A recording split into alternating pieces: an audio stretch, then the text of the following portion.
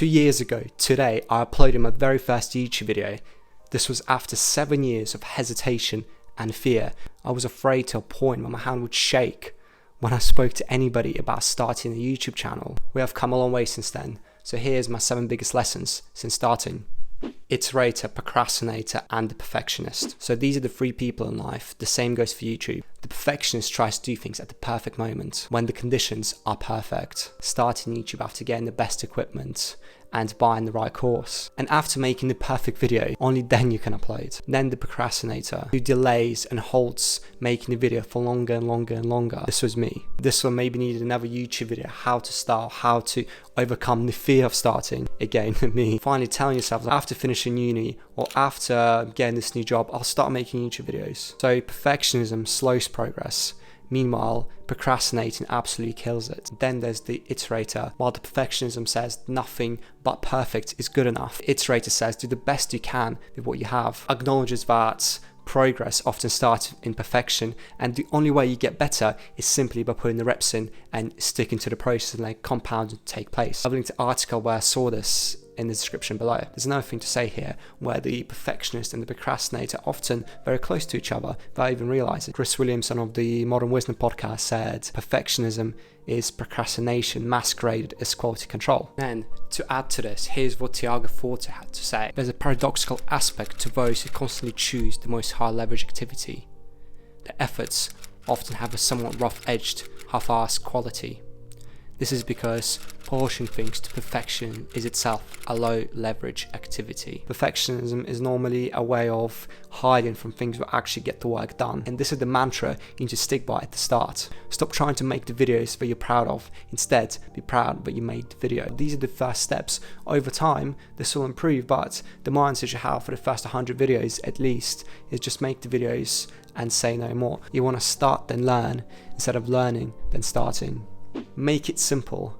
Complexity is the enemy of execution. At the start, it's very easy to overcomplicate things. The thing is, when things are easy, they're more likely to be done. And when we consistently are able to do the thing over a long period of time, we are more likely to succeed. So, making things easy is success. You want to eliminate as much friction as you possibly can. And so up to this point, my setup included a 20 quid lamp from IKEA, then a 10 quid tripod with my phone, and then I've got this little mic here as well, which I've used. And that was literally it. For a period of time, I tried to have the mic just out of the shot, so it was literally just perfectly hanging like this, just slightly out of the shot. But what I quickly realized, by quickly I mean it probably took me a solid 10 videos, that it took way too much effort, it had way too much friction. So to reduce the friction, just have the mic in the shot, and then yeah, problem solved. It doesn't really add too much, it doesn't take away from anything. So you want to reduce the barrier to entry to make it really easy to win. Over time, when a lot of things just become subconscious to you, you can add complexity to it. So at the start, just get your phone out, get some books, and then just talk. That's it, for 5 minutes, 10 minutes, doesn't matter what you talk about. Over time, you iterate and get better. The third thing is power of accountability and community.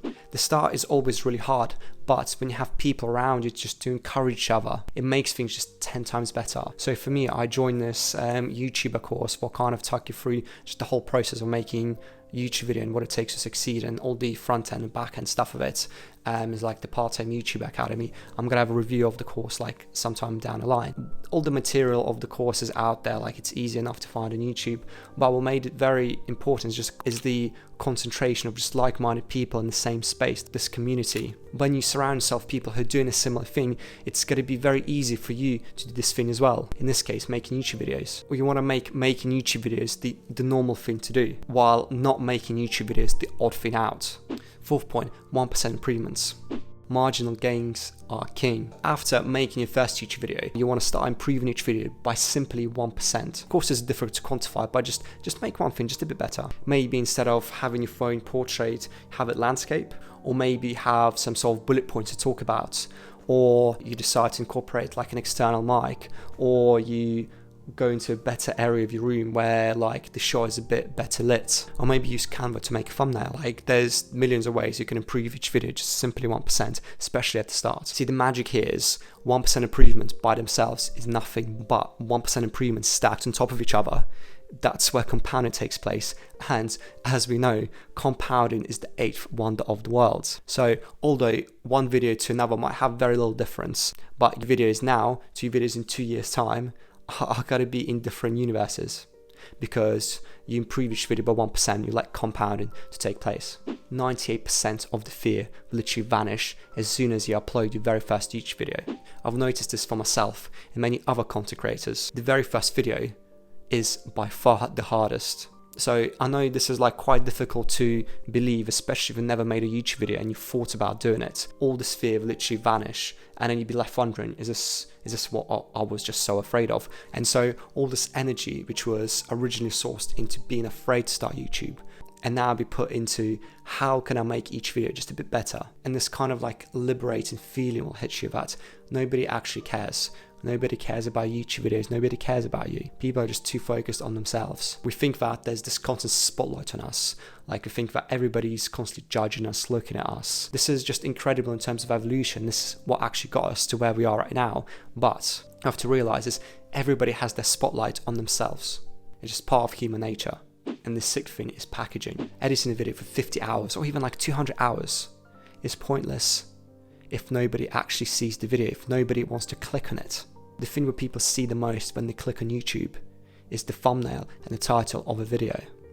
This is something you want to put a disproportional amount of effort into compared to the rest of the video. Of course, the rest of the video is important, but the thing what people are going to see the most is the title and the thumbnail. So let's say the no-fap video, it has 150k views, but has over 2 million impressions, meaning that over 2 million people saw the thumbnail and the title. So in essence, after you nail down the basics, like just being a bit more comfortable talking in front of a camera, focus a disproportional amount of time on the packaging, on the thing what people are going to see the most of, which is your title, the thumbnail, and then eventually your hook.